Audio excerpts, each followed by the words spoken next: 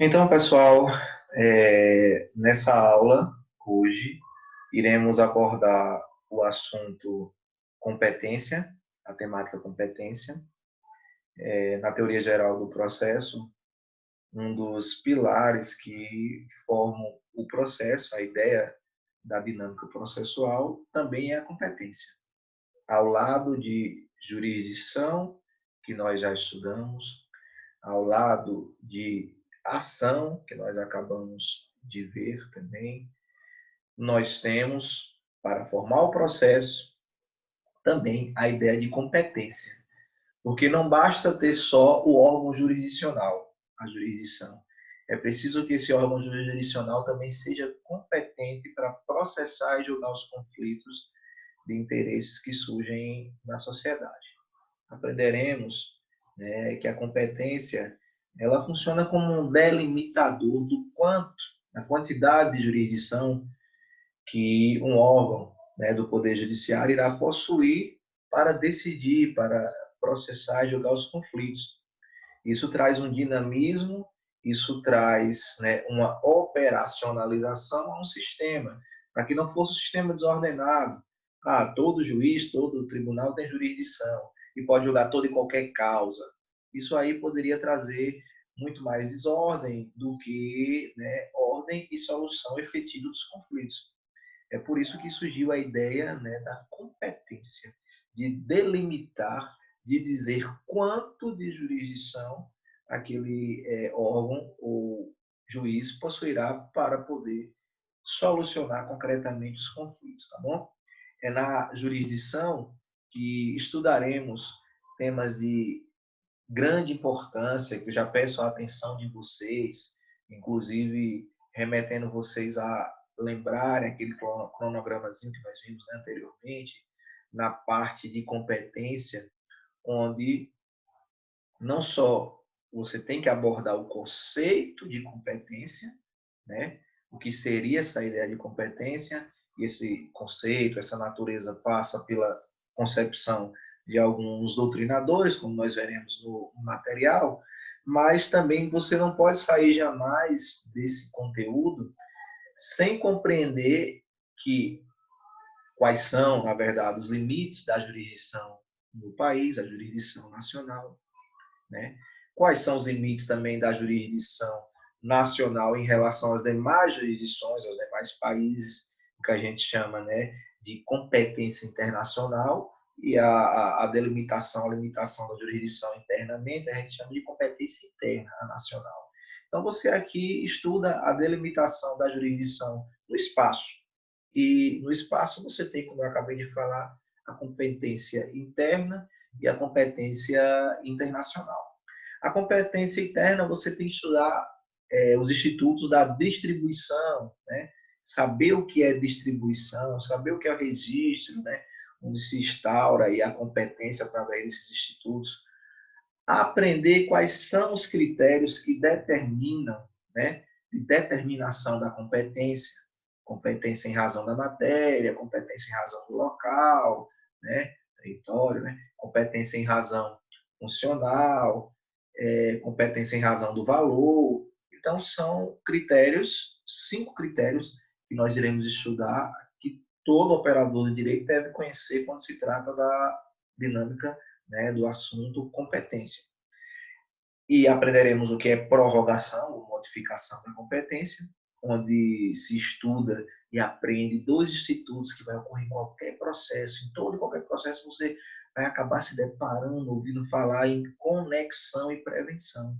Você precisa aprender o que é conexão e prevenção, que são instrumentos pelos quais ocorre a denominada prorrogação ou modificação da competência.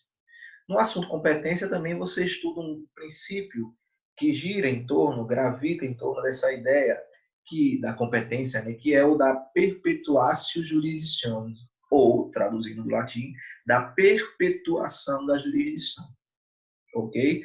Que, inclusive, tem previsão expressa no nosso Código de Processo Civil 2015 e traz a ideia de que a competência ela tem que trazer uma segurança jurídica a partir do momento em que ela se fixa, ela não pode ser mais modificada, ela se perpetua. salvo duas exceções que nós iremos estudar, que é a supressão, né, de órgão jurisdicional e a questão da modificação da competência absoluta. São critérios que são exceções a essa ideia do princípio da perpetuatio jurisdictionis, ou da perpetuação da jurisdição. Não tenho como sair daqui também desse conteúdo sem saber o que é a regra da competência, né? Muito trabalhada, por exemplo, pelo Fred Didier nas suas obras, né? O Fred Didier faz muita referência a essa regra, que é de origem germânica, né? Na Alemanha se começou a propagar a ideia da regra da competência em alemão, onde você tem aí a ideia da competência mínima, que todo juiz tem uma competência mínima, nem que seja para apreciar, declarar a sua própria competência ou incompetência, né? É a ideia da competência mínima que nós também trabalharemos. Outra ideia que essa é de extrema, mas extrema importância, é saber diferenciar a competência relativa e absoluta, né, principalmente para os operadores que irão atuar diretamente com o processo, em especial advogados, o magistrado, o promotor, o defensor, o procurador, tem que saber o que é uma competência absoluta ou uma competência relativa, porque ambas têm consequências, né, e situações, inclusive, de nulidade, que são diferentes. E a gente precisa primeiro saber a diferença entre cada uma delas e depois ir entendendo as consequências. Diferenciar a competência absoluta e relativa é importantíssimo. Falar do Instituto do Translatio Judice, né, da translação da jurisdição, né? Você vai translatar ali alguns atos que foram realizados, mesmo por um juiz incompetente, alguns atos serem reaproveitados, por assim dizer, né? E outras situações que a gente trata nesse ponto. E o denominado conflito de competência, tá certo? O conflito de competência ocorre quando você tem dois ou mais órgãos jurisdicionais que se declaram ao mesmo tempo competentes para julgar uma determinada demanda, então há um conflito, porque só um pode julgar, né? E aí dois se declaram ao mesmo tempo competentes, ou quando os dois ou mais se declaram incompetentes, dizem que não são competentes para julgar determinada demanda, tem um conflito. Alguém tem que julgar.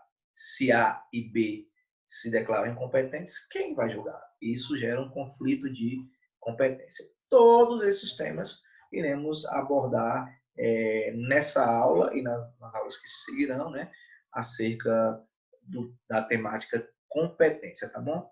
Lembro-me de haver compartilhado o material em PDF com vocês logo no início das aulas presenciais, e esse material, inclusive, eu fiz uma reformulação nele, incluí alguns pontos. E eu preciso que vocês acompanhem, né, a inclusão desses pontos na medida em que eu reformulei o arquivo e alimentei no Moodle recentemente. Vocês têm acesso a um novo arquivo já atualizado, algo mais recente. Arquivo esse que eu vou compartilhar aqui agora com vocês para a gente começar a nossa aula, para a gente iniciar aí o nosso tema, tá bom? Então, ao lado da minha imagem vai ficar aí, né, o resumo em PDF falando de competência. E aí, inclusive, o título desse resumo é Competência Carreira Alvim. Por quê? Porque boa parte do que está aí foi tirado do Carreira Alvim. Mas faço a ressalva que não só falo de tópicos e de conteúdos relacionados ao Carreira Alvim. Quando eu, por exemplo, eu falo da regra competência, né, da regra da competência, quando eu falo da competência mínima, quando eu falar aí de vácuo de competência, de repente estou falando de coisas que talvez não tenha no Carreira Alvim, mas que eu peguei do Fred Didier, de outra obra, mas como é a quantidade menor, quase tudo você vai encontrar no Carreira Alvim. De toda forma, vocês já sabem que o resumo ou o slide que eu utilizo é o norte para o nosso conteúdo, tá bom? Pessoal, então vamos lá começar a entender de uma forma ampla o que seria competência. E aí você tem, né, esse primeiro tópicozinho aqui, o qual eu vou destacar com a nossa canetinha, né, aí vocês acompanhando o material. Competência né? Numa forma mais ampla, para mim começar a entender melhor, professor, o que seria essa ideia de competência? A competência nada mais é do que a distribuição, para você entender a lógica é a distribuição da jurisdição entre os diversos órgãos do Poder Judiciário. O Poder Judiciário tem jurisdição. O que é jurisdição, vocês já aprenderam, né? Aquela atividade estatal que substitui a vontade das partes para solucionar um conflito concretamente. Dizer quem tem razão naquele conflito, acertar o direito e satisfazer aquele direito, como nós estudamos em ação, né? Tem ação de conhecimento para acertar o direito e execução para satisfazer o direito. Então, a jurisdição é que faz esse papel. Só que o que é que você observa, até para a gente entender essa informação que está aí destacada na tela? Que não somente no Brasil, mas em boa parte do mundo, o Poder Judiciário não é composto de um único órgão. Ele é composto de vários órgãos. Você tem, inclusive, uma sistemática semelhante nos países ocidentais. Você tem órgãos de primeira instância, onde o processo começa aqui, aí depois vocês têm órgãos de alçada, de apelação que julga recursos, que a gente chama de tribunais, né? Pouco importa que não vai receber ou já recebeu, mas a lógica é a mesma. Tribunais de alçada, Tribunal de Justiça, Tribunal de Apelação, mas tem um órgão que fica acima desse aqui de baixo, funcionando como órgão para julgar os recursos, e que depois ainda pode ter uma outra instância, que é uma corte superior, ou somente uma Suprema Corte, como ocorre em alguns países, mas todos têm no Ocidente uma Suprema Corte. E aí você observa que nesses órgãos tem distribuições de varas, tem distribuições de juízes, ou seja, você tem, trocando em miúdos, diversos órgãos que compõem o Poder Judiciário. Já imaginou se todos eles pudessem julgar todo tipo de causa, todo e qualquer tipo de causa? Seria uma bagunça, né? Você não saberia para quem direcionaria sua petição, seu pedido. Aí o que acontece? A competência permite que haja uma distribuição lógica, sistemática, prévia, entre os diversos órgãos desse poder, dessa jurisdição, dizendo qual deles julgará que causas, tá bom? Essa é a primeira ideia que você tem que ter de jurisdição. Quando você pega a doutrina, os estudiosos, né? Tanto os estudiosos clássicos, mais modernos, cada um vai trazendo ali a sua contribuição, a sua maneira de ver a jurisdição. Por exemplo, você pega o Mortara, né, e o Pisanelli, na Itália, eles falavam o quê? Que a jurisdição é a competência, melhor falando, é a medida da jurisdição. Eu dou destaque em negrito para algumas expressões aí, como você está vendo, né, para algumas conceituações que são mais comumente ligadas à competência, são mais aceitas, por assim dizer, pela maioria da doutrina. O Mortara e o Pisanelli falam a competência seria a medida de jurisdição, quanto de jurisdição você tem, né? Já o Schoen, né, esse autor aqui também europeu, ele traz a ideia de que a competência seria a faculdade e o dever de exercício da jurisdição no caso particular. A faculdade e o dever do exercício da jurisdição no caso particular. É um conceito muito difundido, como é os demais, em especial a exemplo desse conceito aqui agora do Liebman, que eu vou destacar para vocês. Olha o que o nosso Henrico Túlio Liebman, né, o responsável lá pelaquela famosa teoria abstratista eclética do direito de ação, que todos nós temos que saber quando estudamos a ação. Olha o que ele diz acerca de competência. Quantidade de jurisdição assinalada pela lei ao exercício de cada órgão jurisdicional. É uma das conceituações mais difundidas na doutrina quando se fala de competência. Ela é quase que completa, né? Em razão de alguns acréscimos que nós vamos ver durante a aula, durante as exposições, que nós podemos trazer. Mas é quase que perfeita. É uma definição difundida com grande, né, espaço na doutrina. Quantidade de jurisdição, porque fala, inclusive, um pouco do que o doutrinador anterior havia citado, né, o Pisanelli e o Mortara. né, a quantidade, o quanto de jurisdição determinado órgão vai ter. E acrescenta a ideia pela lei. Quem atribui essa quantidade de jurisdição, ou seja, o quanto de jurisdição você pode exercer, se você pode julgar causa criminal e civil, ou se você vai julgar só causa criminal, ou se vai julgar só causas federais, ou se vai julgar só causas relacionadas ao trabalho, quanto de jurisdição vai ser assinalado, quem assinala, quem atribui é a lei, no sentido amplo, como nós veremos, porque sentido amplo porque envolve a Constituição, as leis oriundas do Poder Legislativo Federal, as leis federais, né, do Congresso, como é o CPC, o CPP, que são leis federais, como as leis de organização judiciária, as leis editadas pelos estados, em especial os COJES, os Códigos de Organização Judiciária, trazem regras acerca da competência. Então, essa expressão aí pela lei é empregada lei em sentido amplo. Você tem aí a norma jurídica trazendo, né, o exercício da jurisdição que é atribuído a cada órgão jurisdicional. Uma ideia bastante plausível aqui trazida pelo Liebman.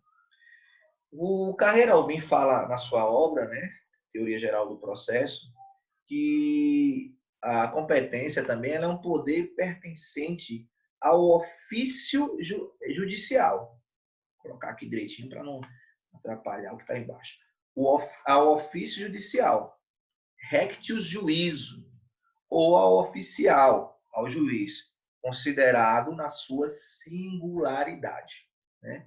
Que faz uma distinção entre rectius juízo, né, e rectius juiz. Mas, na verdade, você tem que ter aquela ideia que a jurisdição é atribuída, né, ao juiz e a competência é atribuído ao órgão jurisdicional, ao juízo, que é onde está ali lotado, né, onde está exercendo a jurisdição o juiz. Porque às vezes o juiz está exercendo a jurisdição numa vara criminal no seu dia a dia. Então, aquele juiz, todo juiz tem jurisdição, ele tem uma competência criminal só. Ele não pode estar julgando causas cíveis, por exemplo. Ele não pode estar julgando causas relacionadas à fazenda pública. Ele não pode estar julgando mandado de segurança de alguém, por exemplo, que foi eliminado de um concurso e às pressas ali quer fazer o teste físico. Por quê? Porque isso vai ser direcionado para a vara da fazenda pública, por exemplo, que é outro juiz, que lá é outra competência. Mas esse juiz criminal, se ele estiver no plantão, por exemplo, olha só, ele está exercendo as funções jurisdicionais, não que naquilo que ele exerce no dia a dia, de segunda a sexta, na sua vara criminal, onde ele é titular. Mas ele foi escalado para o plantão no domingo, no feriado.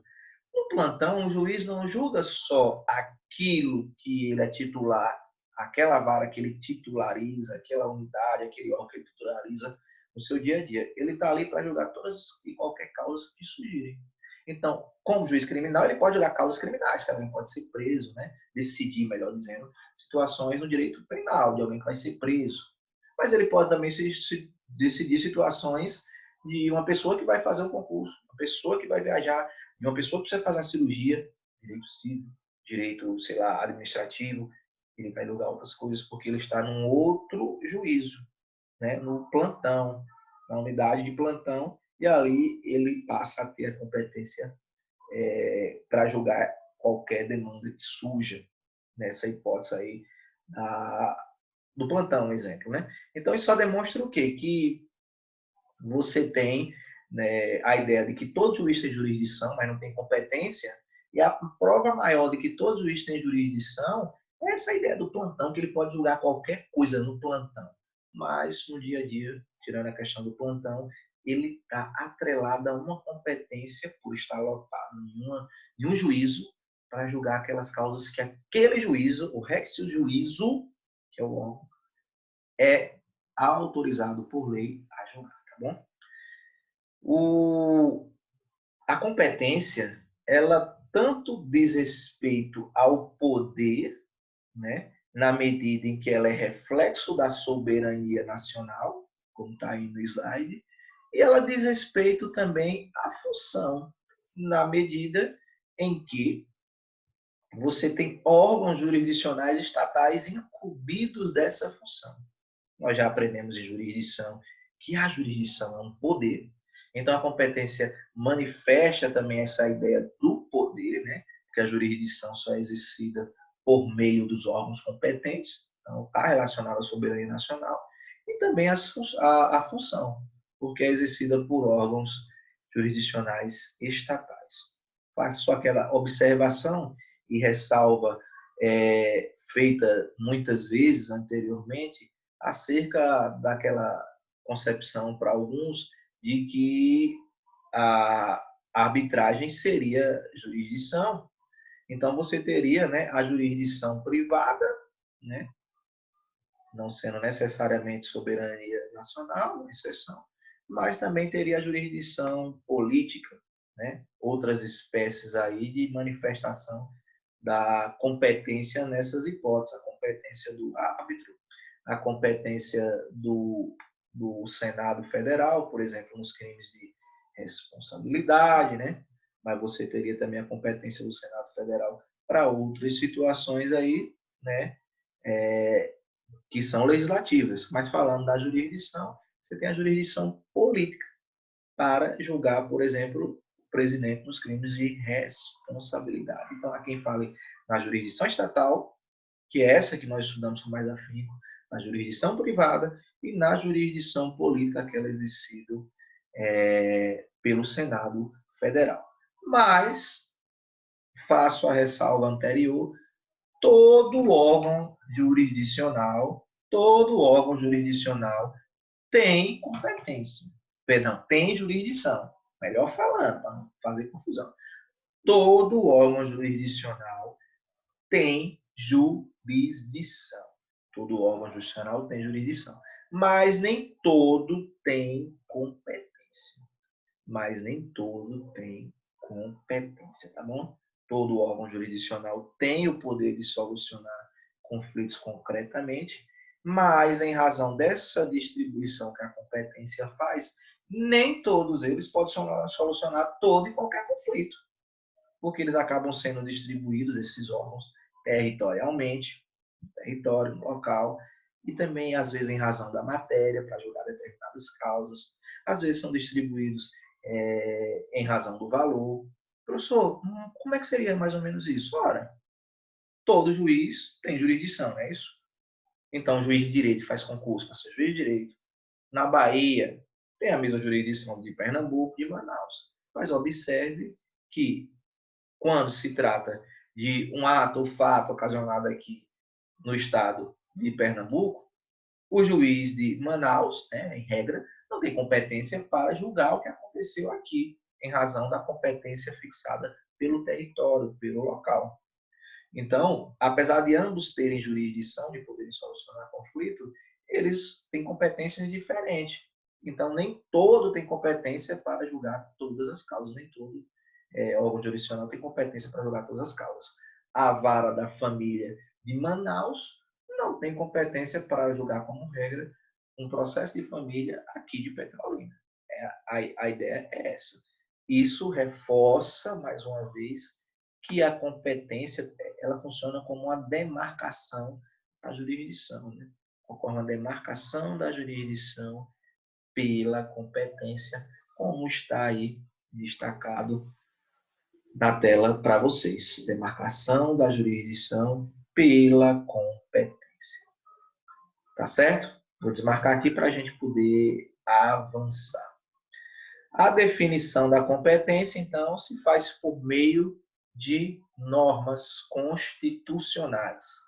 A definição da competência se faz por meio de normas constitucionais, leis processuais e leis de organização judiciária. Falei isso no início da aula, né? Quando se fala que a competência é definida por lei, né? A quantidade de jurisdição definida por lei, como falou o Lieberman, quem define isso, então, lei em sentido amplo, Constituição, leis processuais e leis de organização judiciária. Você pode até falar, de repente, aí, a autonomia privada. O negócio jurídico processual ele é capaz, às vezes, nós veremos, de estabelecer competência na medida em que, pela cláusula de eleição de foro, tão comum nos contratos, né, entre particulares, onde há a disponibilidade do direito, normalmente situações patrimoniais, é comum você ver isso em contratos de aluguéis, você vê que as partes estipulam um local, estabelecemos o foro de Petrolina para julgamento do processo, para obstar que aquele aluguel tenha sido firmado em Lagoa Grande. Então, o que acontece? Aquele documento, aquele contrato, aquele negócio jurídico, conforme vocês aprenderam direito civil, ele, na verdade, também funciona como instrumento de negócio jurídico processual, que ele traz um reflexo no processo, que é definir o juízo competente, o local competente, me está falando, para o julgamento do processo. Então, se você quiser acrescentar, não está errado aí. Ao lado das normas constitucionais, das leis processuais, da lei da organização judiciária, você poderia também ter a autonomia privada, os negócios jurídicos processuais nesse ponto, excepcionalmente nessa questão da cláusula de eleição de foro, definindo aspectos da competência, tá bom? Nós precisamos nos ater quando se fala de competência concorrente e do juiz natural.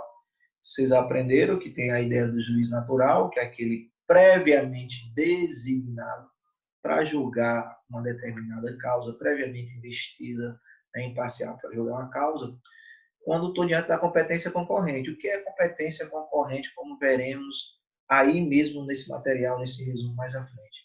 É aquela situação onde você tem dois ou mais juízes que ao mesmo tempo, dois ou mais órgãos, melhor falando, que ao mesmo tempo pode conhecer de determinado conflito. Isso não altera a ideia do juiz natural, até porque a nossa própria norma jurídica ela já trouxe as situações em que isso é possível ocorrer ao mesmo tempo e soluções para essa situação. Por exemplo, quando eu tenho órgãos jurisdicionais de países diferentes, tribunal daqui do Brasil ou tribunal podendo conhecer da mesma matéria, como é fixado isso aí lá no artigo 21, artigo acho que 20, 21 do Código de Processo Civil, fala da jurisdição internacional, da competência concorrente, quando os tribunais brasileiros podem conhecer de uma determinada situação, determinado conflito, e ao mesmo tempo não impede que esse conflito seja apreciado também por um tribunal alienígena, tribunal estrangeiro, né? Essa palavra alienígena nós já vimos que quer dizer estrangeiro, de um outro ordenamento. E isso ocorre e pode ocorrer ao mesmo tempo sem induzir nem litispendência e nem violação ao princípio do juiz natural, tá certo? A ideia de competência concorrente não viola, em hipótese alguma, o juízo natural. Estudaremos, está aqui essa expressão incompetência do juízo, a ideia da incompetência mais à frente, que é quando o juiz não é competente para julgar determinada demanda. Nós podemos falar de forma genérica aqui agora. O que é incompetência? É o contrário de competência. Se eu falo que o juízo é incompetente, eu estou dizendo que ele não pode julgar aquela causa porque a lei, a Constituição, o CPC, a Lei de Organização Judiciária, a cláusula de eleição de foro, fixou um outro juízo como competente. Na lei, em sentido amplo, tem outro órgão competente. Então, aquele que quer julgar quando não é ele o indicado para julgar, torna-se incompetente. A gente fala, então, em competência de juízo, e isso é uma matéria que antecede ao mérito. Quando você faz como advogada a sua defesa, dizendo que o juiz é incompetente, você está ali arguindo uma preliminar daqueles estudos que nós vimos lá em ação. A diferença de preliminar para prejudicial de mérito, né? E para mérito, você está ali no campo da defesa preliminar. É algo que vem antes do mérito e diz respeito ao pressuposto processual. Se eu tenho um juiz incompetente, faça falta pressuposto para de desenvolvimento válido e regular do processo, tá bom? Como eu coloquei mais à frente, vocês vão ver isso. Adiantando aqui, então, o conteúdo, vamos falar, agora vendo, inclusive, na lei, essa ideia que eu acabei de mencionar, de ser a competência um pressuposto processual de validade do processo.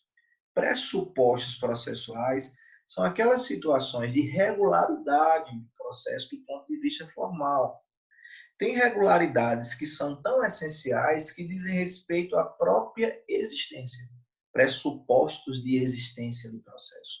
Não existe processo, por exemplo, sem parte. Né? Em regra, não existe processo sem parte.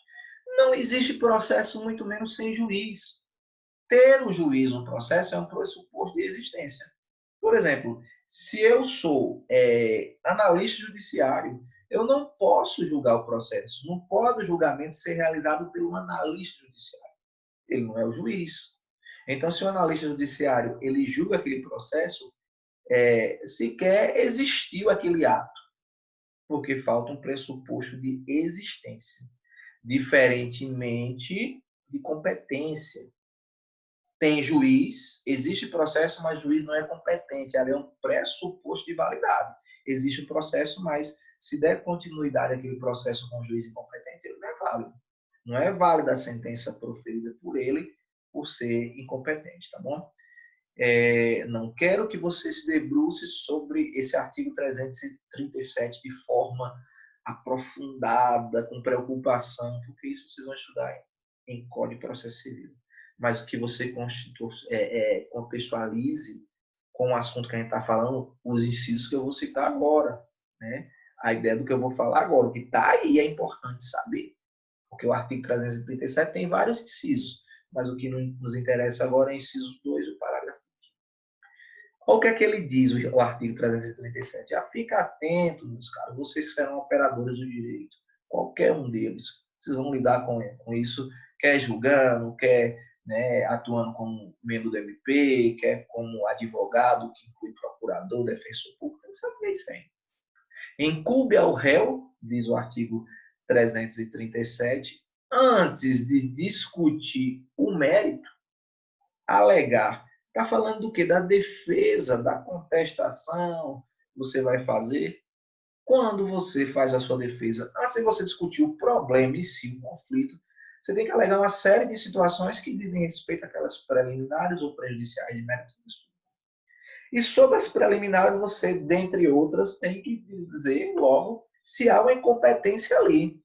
Uma incompetência absoluta ou relativa. Antes de discutir o mérito, você tem que suscitar isso. Se você observar que aquele juízo é incompetente para julgar aquele feito. Isso é muito importante. Porque pode trazer um atraso, pode trazer um retardo, pode trazer uma consequência, inclusive de efeitos patrimoniais, de multa, de custas, né, para o retardo disso, para a não alegação disso. E na competência relativa, porque é pior ainda, do ponto de vista, de repente, da defesa. É que se você não alegar e ela for relativa, vai ocorrer a prorrogação da competência. Nessa hipótese aqui, da relativa, se o réu não alegar no momento oportuno, aquele juízo que era inicialmente incompetente, no início, se não alegou, porque o juiz não pode reconhecer a incompetência relativa de ofício, como regra, ele vai se tornar competente, se o réu não alegou. Ele passa a ser competente num fenômeno que no processo a gente chama de prorrogação da competência. Tá bom? Parágrafo 5º desse mesmo artigo 37. Excetuadas, eu acabei de falar para você, a convenção de arbitragem e a incompetência relativa, o juiz conhecerá de ofício as matérias enumeradas nesse artigo. Então, todas aquelas hipóteses de falta de pressuposto, em matéria de ordem pública, o juiz pode conhecer de ofício. Ressalvada a questão da incompetência por haver uma convenção de arbitragem ou a incompetência relativa, né? E aí o juiz ele não reconhece de ofício, a parte de regra tem que alegar. Mesmo que o juiz observe, ele não vai declarar de ofício a sua incompetência relativa. Como regra, tem exceções que vocês aprenderão, por exemplo, no processo civil, a questão do contrato de adesão, né?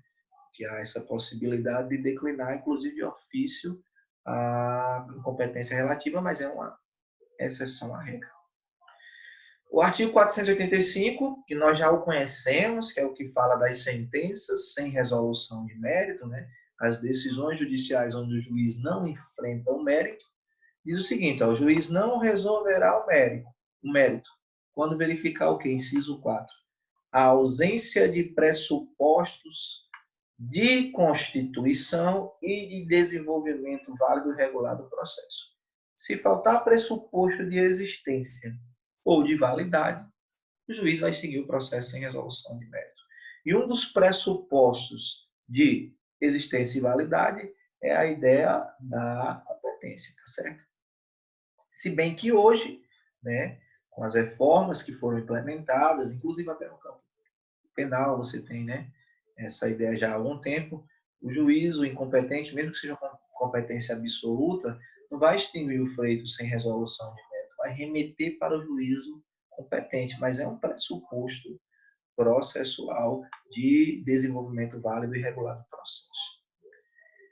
A importância da competência, e aqui eu chamo a atenção de vocês para a competência absoluta, que nós iremos distinguir mais à frente, a relativa da absoluta, vocês já aprenderam uma consequência, uma diferença entre ambas. Qual foi a diferença que vocês aprenderam com a leitura há pouco? Que a incompetência relativa, o juiz não pode conhecer de ofício, não é matéria de ordem pública. E, ao contrário, então, contrário senso, a incompetência absoluta é matéria de ordem pública. Não precisa nem a parte alegar, o juiz já pode conhecer de ofício se ele verificar que é absolutamente incompetente. E a razão disso é que a competência de competência absoluta, quando a competência é fixada por questões absolutas, né, ela ocorre em razão de se predominar o interesse público. E a sentença é totalmente nula, os atos são nulos realizados pelo juízo incompetente de forma absoluta. Tanto é assim que você tem aqui o artigo 966 do Código de Processo Civil, falando da ação rescisória. Quem não sabe, né, não é obrigado a saber agora, eu não vou perguntar o que é ação rescisória, mas só para a gente entender uma das consequências aqui da incompetência absoluta. A ação rescisória é uma ação, né, que eu utilizo para, quando transitou e julgado o processo, ser a única forma, né, uma das formas, na verdade, né, de relativização da coisa julgada, onde mesmo tendo ocorrido a coisa julgada, não tendo mais recurso, eu consegui reverter uma decisão judicial. Mas eu só consigo reverter essa decisão, ou seja, rescindir, porque ela está concretizada ali e transitou em julgado, se ocorrer uma das hipóteses enumeradas nos incisos desse artigo 966, e uma das hipóteses que nos interessa aqui muito agora, preste atenção, que pode ser fundamento para uma ação rescisória, é a decisão ser proferida por um juiz impedido ou juízo absolutamente incompetente. Pessoal, nós estudamos, quando falamos de imparcialidade, a ideia do que é impedimento e suspeição. Você precisa conhecer essa ideia agora em TGP, né? O que é impedimento e suspeição. As hipóteses que o Código de Processo Civil prevê, você decore, aprende lá em CPC, Código de Processo Civil, quando estudar a disciplina de Processo Civil. As hipóteses em que há impedimento e suspeição no processo penal, você estuda lá em CPP. Aqui você precisa saber o que é, mas aprendemos. Né? Impedimento são aquelas hipóteses em que o juiz ele não pode julgar, né? E não tem como isso precluir, não tem como ser modificado isso. Se ele julgar, a sentença é nula, absolutamente, situação de nulidade. Já a suspeição, se não for declarado no momento oportuno, o processo vai seguir adiante. São aquelas hipóteses onde há uma presunção relativa na suspeição, né, de quebra de imparcialidade. No impedimento, a presunção é absoluta, é a presunção iure stante para a relativa e a presunção iure para o impedimento. É uma hipótese para a ação rescisória. Então, a ação rescisória ela tem um prazo para ser manejada para você tentar reverter aquela decisão que transitou em julgado em até 2 anos. Em até 2 anos você pode buscar isso, se descobriu que era um juiz impedido, mesmo tendo ocorrido a sentença, após 2 anos você ainda pode alterá-lo. E se for também um juízo absolutamente competente. Se é uma incompetência absoluta, mesmo transitando e julgado, não cabendo mais recurso, você pode entrar com ação rescisória para rescindir, anular, acabar com aquele julgado para ser proferido outro após 2 anos, tá bom? Fica um espaçozinho ali na formatação, mas só isso. Para a gente dar continuidade aqui. Então, fique atento a essa ideia de competência do juízo para a competência do juiz. Na verdade, o juiz, pessoa, né, que está lá titularizando o órgão, primeira vara criminal, primeira vara civil, vara federal, 17ª vara federal de Brasília, primeira vara federal de Petrolina, estou dando só um exemplo aqui hipotético.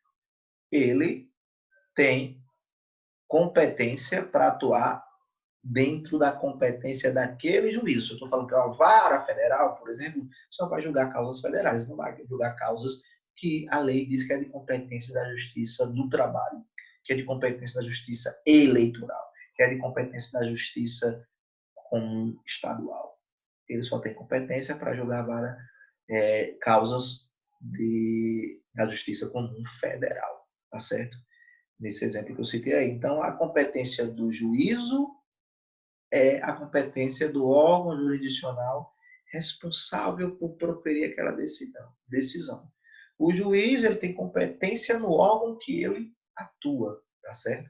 A competência do juízo. Então, o correto é falar competência do juízo e não do juiz, porque o juiz ele pode estar em vários órgãos, inclusive em momentos, né, distintos. Hoje ele está aqui, porque é juiz substituto, início de carreira, está em Petrolina, dando suporte. Aí, quando é amanhã, ele está escalado para ir para a vara única de Lagoa Grande. Então, ele já está em Lagoa Grande, na competência do juízo lá. Segunda-feira, ele julga as causas daquele local. Na terça-feira, ele está em Cabrobó. E assim por diante. Então, na verdade, a competência é do local onde ele está.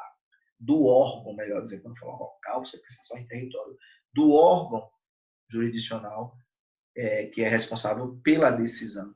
Vara única de Cabrobó, vara da família de Petrolina, primeira vara criminal, primeira vara civil, vara da fazenda, do órgão do juízo. Por isso que serve falar a competência do juízo e não competência do juiz, tá bom? A competência que, em tese, ele teria é do juízo. Alguns assuntos importantes está no livro do... Isso aqui, agora que você vai ver eu falar, está no livro do Fred Didier. É um acréscimo ao que o Carreira Alvim fala. Nós estamos acrescentando conhecimento, que é importante no estudo de competências. O Didier, não é só ele que fala isso, outros treinadores irão falar, fala nas competências implícitas, o que os americanos chamariam, né, de implied power. Implied power, que seria o poder implícito, competências implícitas. O que quer dizer isso? Ora, se eu estou dizendo que a competência é a delimitação da jurisdição fixada em lei, a lei que fixou, pode ocorrer, porque a sociedade é tão dinâmica, né? Pode ocorrer que surja um conflito de interesse no âmbito da sociedade e você olha assim e diga, meu Deus, na Constituição não diz quem é competente. No CPC não diz, na lei federal. Na lei de organização judiciária não diz. Não foi uma hipótese do negócio jurídico processual. E agora, quem é o competente? É como se existisse um vácuo, né? De repente, aquela dinâmica social, a lei não acompanhou e não disse qual seria o órgão competente. Ah, então, professor, então ninguém vai julgar. Não pode acontecer, senão você vai dar abertura para as partes solucionarem os conflitos pela força. Se nós atribuímos essa função ao Estado, saímos da autotutela para a jurisdição. Então, o fato de aparentemente não haver um órgão definido de lei não faz com que exista um vácuo de competência, uma ausência de competência. A ideia das competências implícitas, né, pegando a teoria dos poderes implícitos, é que, se tratando de conflito de interesse, não há e não existe vácuo de competência. Sempre haverá um juízo competente para julgar determinada demanda. Isso pode ocorrer, inclusive, de forma implícita, por isso que o nome é competências implícitas. Pode não estar especificamente e de forma expressa na lei, sentido amplo, mas o que é que a teoria dos poderes implícitos no direito, na teoria geral do direito, não TGP não, TGD, o que é que ele diz na ideia do direito? Se foi dado o poder, né? Consequentemente, foi dado competência aos órgãos para exercitá-lo. Se foi dado poder à jurisdição ao Estado, há competência para ele, para qualquer um dos seus órgãos, se não for estabelecido em lei, né? Ou mais adequado, para julgar o conflito quando não há uma fixação expressa. A gente está falando para aquela hipótese em que você se deparou com uma situação que não tem uma lei determinando de quem é a competência para julgar aquele conflito, que é quase que impossível acontecer. É raro, dar um exemplo aqui, mas pela dinâmica da sociedade, se isso vier a acontecer, não pode ficar sem julgamento o conflito, porque não há vácuo de competência. É a ideia da competência implícita, do implicit power, dos norte-americanos. Falei dos norte-americanos, vamos trazer também uma dos germânicos, dos alemães. Então, surgiu na Alemanha uma concepção que dizia o seguinte: espera aí, é muito fácil você falar de que todo juiz tem jurisdição, mas nem todo tem competência. Há um equívoco aí. Há uma exceção a essa ideia aí. Isso é importante você saber. Na verdade, quando o juiz pega um processo e diz que ele não é competente, ele está tendo a competência para apreciar a sua própria competência, para dizer que é incompetente. Ou seja, é a competência da competência. Por isso que o nome aí está em alemão, né? Competência, em alemão, que é a repetição da palavra, né? Tradução em português, competência, competência. Regra da competência, competência. Regra da competência, competência, em alemão. Que alguns doutrinadores, como o Frederic, chama da competência atômica. O que é o átomo? O menor, né, elemento da vida é o átomo. É o menor, é o embrião, o início, tudo. Então, no direito, falando de competência, é como se fosse o menor elemento. É a competência atômica. Todo juízo tem competência para julgar sua própria competência.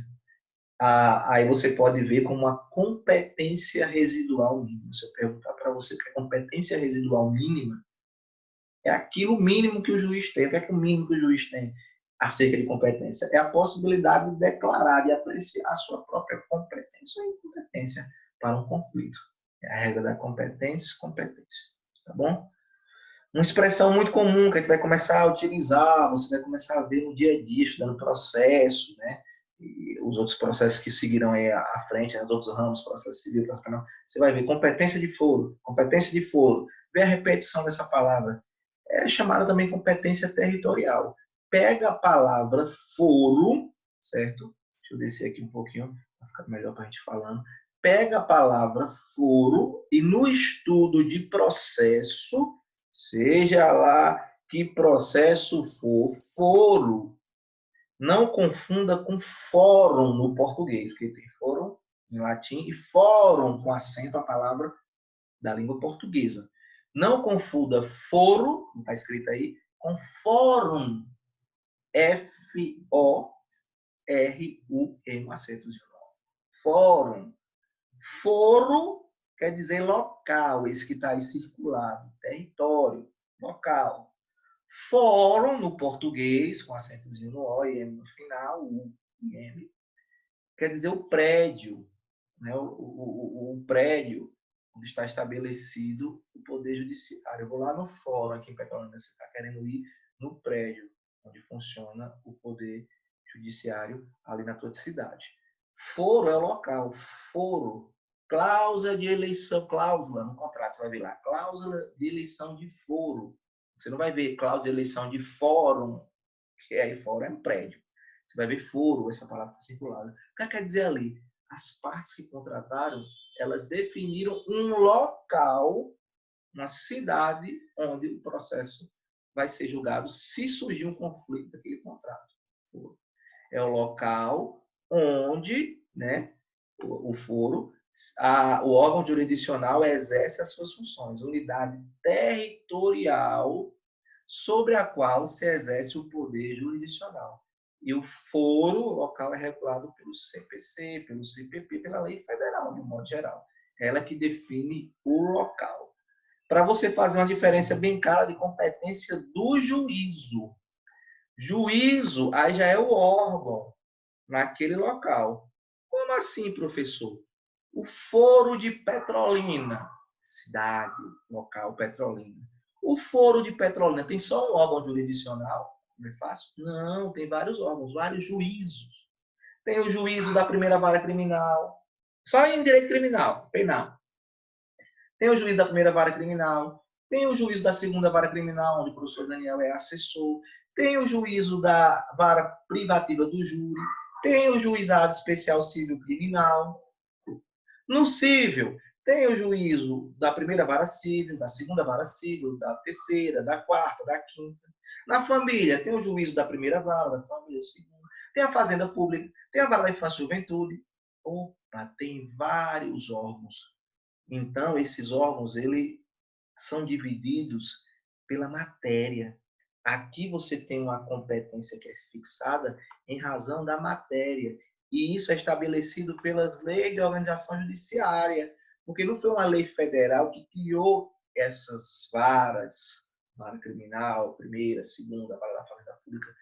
É a lei estadual, a lei de Pernambuco, do Código de Organização Judiciária de Pernambuco, que definiu esses órgãos aí. Então, aqui quem define são as leis de organização judiciária, a competência do juízo. A competência de foro é a lei federal. A competência de foro, você vai logo aprender logo lá à frente, que ela pode ser prorrogada, né? Já que é uma competência relativa. À frente você vai aprender isso. A competência de juízo, quando é definida pela matéria, não pode ser prorrogada. Ela é absoluta, tá certo? É estabelecidas pelo critério funcional, né, e da matéria. Ela é absoluta. Competência originária e derivada. Muito importante também saber distinguir. O que é a competência originária? Tá certo? É aquela que é atribuída ao órgão jurisdicional para conhecer a causa em primeiro lugar. Essa aqui, ó, a competência originária, é aquela que é estabelecida para conhecer da causa em primeiro lugar. Então, quem toma conhecimento primeiro do conflito? Os órgãos de primeiro grau. A gente chama de primeira instância. O processo, né, se eu tenho a justiça escalonada, eu vou botar aqui esses três dedos, a justiça escalonada. Juiz criminal, primeira vara criminal de Petrolina. O processo começa aqui, juiz de primeiro grau. Quando há o julgamento, o processo vai para o juízo de segundo grau. O segundo grau, a segunda instância, que são os tribunais, são exercidos pelos tribunais. Justiça comum, os tribunais de justiça dos estados, justiça comum estadual, né? Justiça federal, os tribunais regionais federais. Na justiça federal, você tem aqui o juiz federal, no primeiro grau, quando ele julga o recurso para os tribunais regionais federais. E você tem as outras instâncias, né? De repente o STJ, né? O Supremo Tribunal Federal lá em cima. Mas onde eu quero chegar? A competência originária é aquela que toma conhecimento, em primeiro lugar, do conflito. A regra é que começa no primeiro grau, aqui no juízo de direito no primeiro grau, na justiça comum. Professor, por que você disse a regra e a exceção, tem mais parênteses, tribunal? Porque, às vezes, o processo já começa no âmbito dos tribunais. Exemplo, na competência por prerrogativa de foro. Pela prerrogativa de foro, por exemplo, o governador do estado ele não é julgado como Daniel, cidadão comum, pelo juiz criminal. Se eu cometer um crime, eu estou julgado aqui pelo juiz criminal de Petrolina. O governador do estado, quando ele comete o crime, a Constituição prevê que, para se manter a autonomia política, né, por questões de autonomia e independência dos poderes, que ele seja julgado por uma instância superior, o STJ, que ele julga os governadores, lá na terceira, ó, Superior Tribunal de Justiça. Então, às vezes o processo começa lá. Então, excepcionalmente, nesse caso, a competência originária começa no tribunal. Mas a regra é que o tribunal ele seja a competência derivada. Ele tem a competência derivada, a competência recursal, também assim chamada, que é atribuída ao órgão jurisdicional para rever a decisão que foi proferida em primeira instância.